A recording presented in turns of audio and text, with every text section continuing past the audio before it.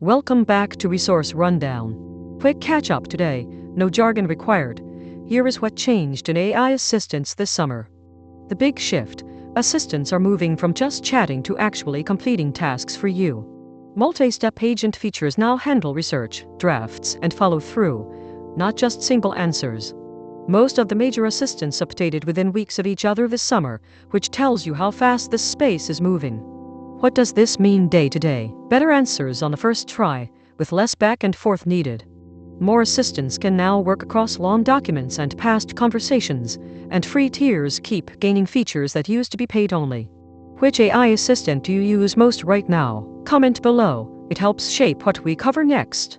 If you want to actually keep up without feeling overwhelmed, pick one main assistant and learn it well before adding a second. Free training resources exist for this. Check our Anthropic Academy video earlier in this playlist.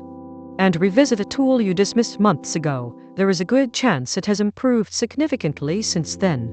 Like and subscribe so you do not miss the next update, and tell us in the comments what you want covered.